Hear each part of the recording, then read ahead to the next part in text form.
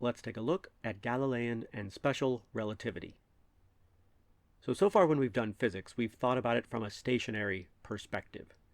And what I mean by that is that we've thought about an observer who's not moving, who's at rest, and that observer sees an object, and that object moves at a velocity u, and that observer would say that that object has a kinetic energy equal to 1/2 mu squared and a momentum m times u.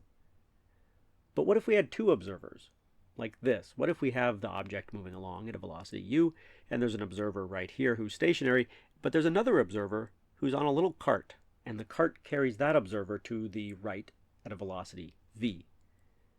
Well, the stationary observer would say that the object has kinetic energy 1/2 mu squared and momentum m times u, but that person on the cart would say that it has a different kinetic energy because they'd observe that object having a slightly different velocity.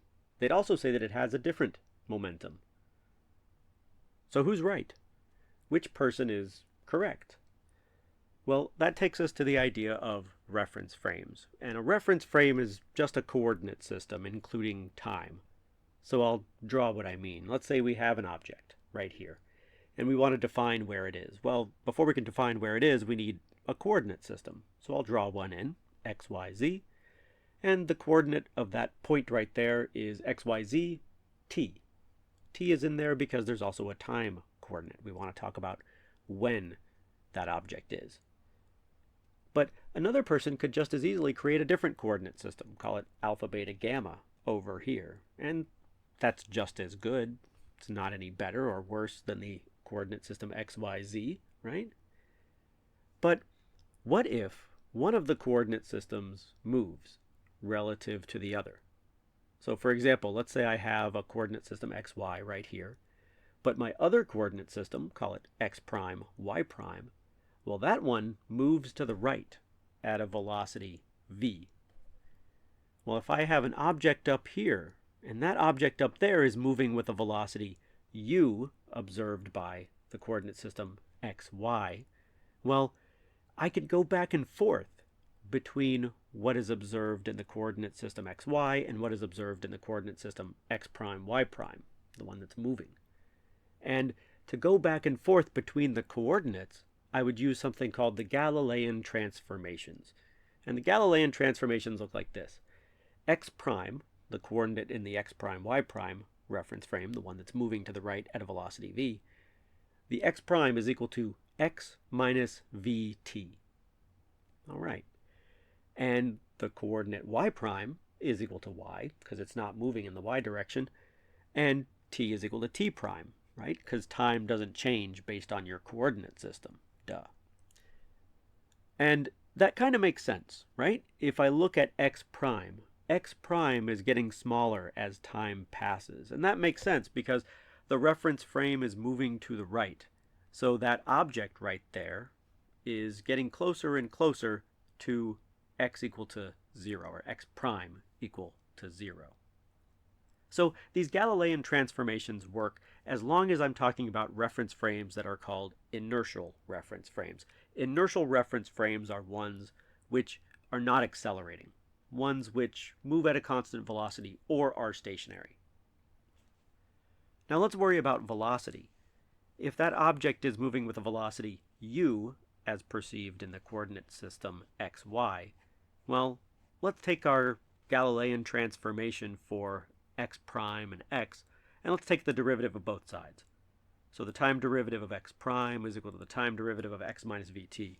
Okay, take the derivative and distribute it, and I get that dx prime dt is equal to dx dt minus v, and dx prime dt is the velocity of the object in the x prime y prime frame, and dx dt is the velocity of the object in the xy reference frame, and v is the velocity of the x prime y prime reference frame as seen by the xy reference frame. So that's a Galilean transformation for velocity. Now, it turns out that for Galilean transformations, Newton's laws of motion work in any frame. And this is called Galilean relativity. It's the idea that there's no best or preferred reference frame when we're talking about applying Newton's laws of motion. That F net equals ma will get us the answer in any inertial reference frame. And same for conservation of momentum, and same for conservation of energy. Everything will work out no matter which inertial reference frame you use. However, cracks in this began to appear when it starts to be applied to electromagnetic waves. And scientists began to notice these cracks in the late 19th century. And in the late 19th century, high-precision experiments started to show that in every inertial reference frame, the speed of light is constant. Now that is strange, and I'll explain why. Let's imagine that we had a reference frame xy, and then we have another reference frame x prime, y prime that's moving to the right at a velocity v. And then we have an object that emits a light wave to the right, an electromagnetic wave to the right. So in reference frame xy, we'd expect that light wave to have a speed c. But in x prime, y prime, since it's moving to the right, well, the Galilean transformation tells us that the light wave should travel at a speed of c minus v. But that's not true. That is not what is observed. What is observed is that in both reference frames, the light wave has a speed c. So that only works if we alter some pretty major assumptions. So what that means is that for light waves, the Galilean transformations do not work. And the way that this is all solved is with Einstein's theory of special relativity. Einstein resolved the problem, and he did it by accepting two postulates. So the two postulates, kind of like assumptions, are as follows. Number one, the laws of physics are the same in all inertial reference frames. This is called the principle of relativity. His second postulate is that the speed of light in vacuum is the same in all inertial reference frames. Another fancier way to say that is that the speed of light in vacuum is invariant in all inertial reference frames. And I want to point out that this is the special theory of relativity. The reason why it's special is because we're limiting ourselves to inertial reference frames. If we want to think about non-inertial reference frames or accelerating reference frames, we have to move on to something called general relativity, but that's beyond the scope of what we're going to do. So if we accept Einstein's two postulates, it turns out that some pretty strange phenomena are expected. And what's even weirder is that these strange phenomena are actually observed. One of these strange phenomena that comes out of these two postulates is time dilation.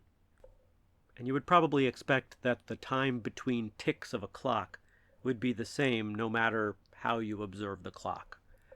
But it turns out that if the clock is observed at rest, if you're in a reference frame where the clock is at rest, you get one time between the clocks, call it delta t0. But if you have a clock and it's moving at a velocity v in your reference frame, then the time between ticks is actually longer.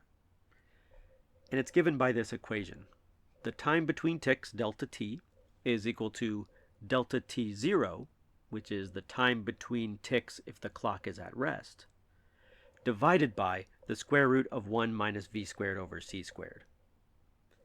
So what's pretty strange about this is if we have a reference frame xy and a reference frame x prime, y prime that's moving to the right at a velocity v, and then we have the clock that's moving at a velocity v, if you observe the clock from reference frame xy, the time between ticks is equal to the time between ticks as observed in the reference frame x prime, y prime, where the clock is at rest, divided by the square root of 1 minus v squared over c squared.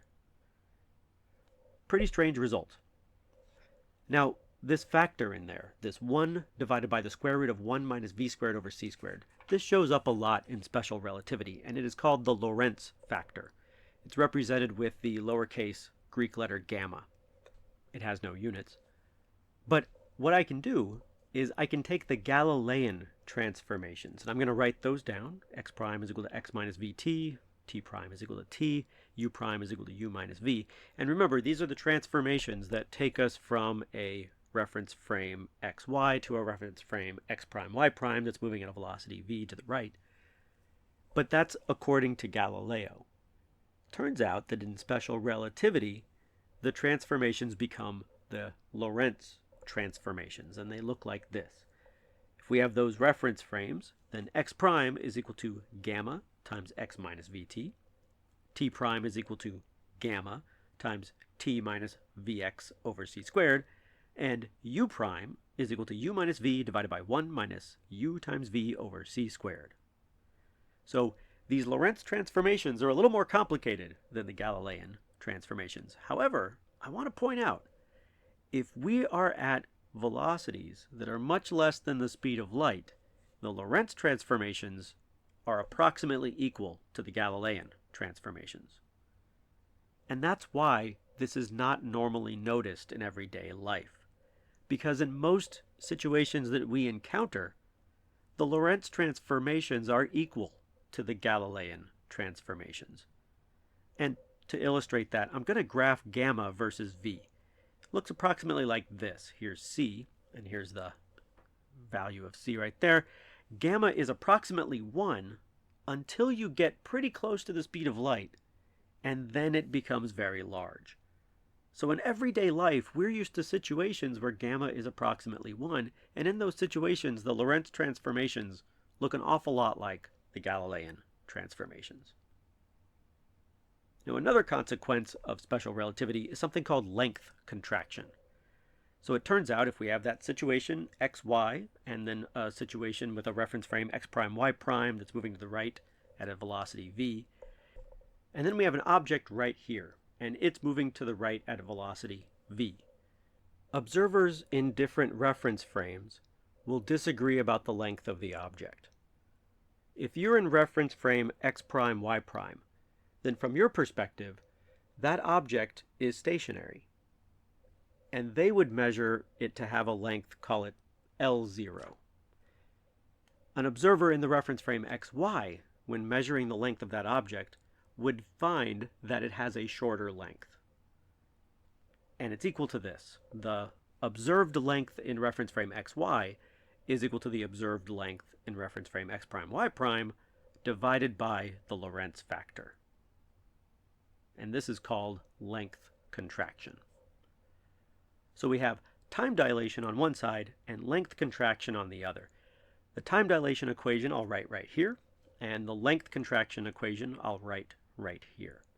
So this delta t0, that's the time that passes in a reference frame where the events are stationary, right? Where we had the clock that was stationary in that reference frame. And then L0 is the length that's measured when the object is stationary in that reference frame. These two things are called the proper time and the proper length. The proper time and the proper length are the time and the length that are observed in a reference frame where the object or the event is stationary.